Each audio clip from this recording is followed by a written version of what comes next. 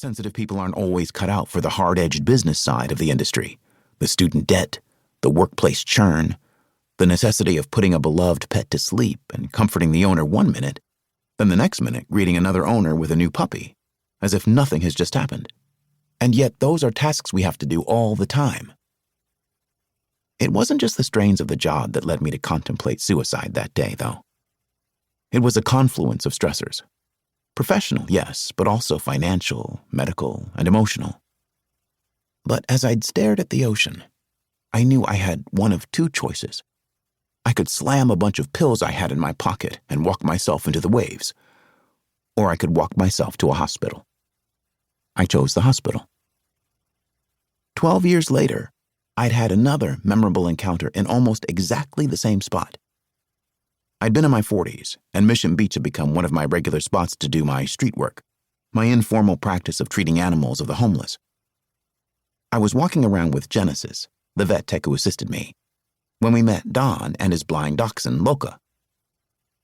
Don had had a rough go from the moment he'd been diagnosed with cancer. Medical expenses and some financial mistakes caused him to lose his home, and he and Loka had been on the streets ever since. He was still pretty sick when I encountered him that day. He had lost not just his home, but his boat and his livelihood. He didn't talk about family, and I'm not sure he had any friends. But he wasn't staring out at the waves, wondering whether to end it all. He never would, because Loka needed him. Everything he did, every decision he made was for that dog. She was his world, and he was hers. I've heard similar stories in the years I've been involved in helping the homeless. Stories of people who have lost everything but their animal. People who have been ignored, derided, and who have made their share of mistakes, whether they be financial, chemical, or interpersonal. Again and again, I've heard of people living for the sake of their animal, how their animal has helped them heal. But there was something about Don and his blind pup that stayed with me more than all the others.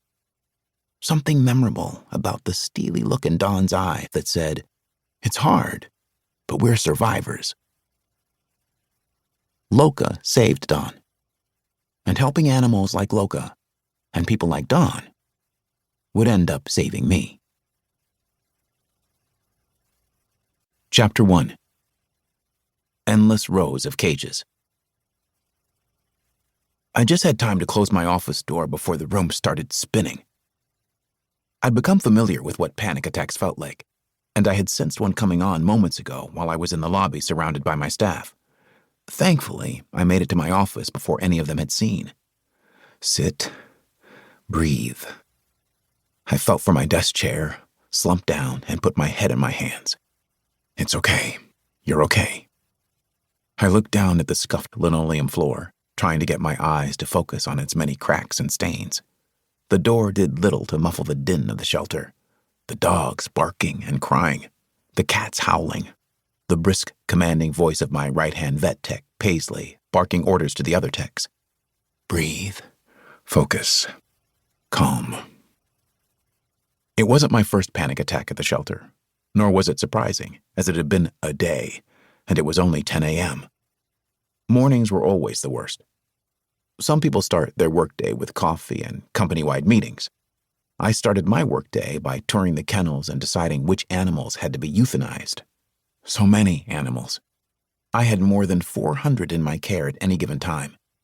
Each morning I'd go on my rounds, Paisley beside me with a clipboard, and assess where we were. How many animals had come in? How many could we save? That morning my rounds had been brutal. I'd had to put 70 animals, many of them healthy, on the PTS or put to sleep list. I knew what the public around our clinic thought of us. The Stanislaus County Animal Shelter was 35 years old, but could have been 100. It looked like an old, creepy sanitarium, smelled like sewage, and had one of the highest euthanasia rates in the entire country. The paint was worn and the concrete cracked. There were few windows, and it was enclosed in old barbed wire fence, like a prison. We were a death house, and I was the death dealer in chief. Animal lovers made villains of us and gave their donations to no-kill shelters. What they didn't know is that those shelters had options we didn't have. They could take in the animals they knew for certain they could adopt out.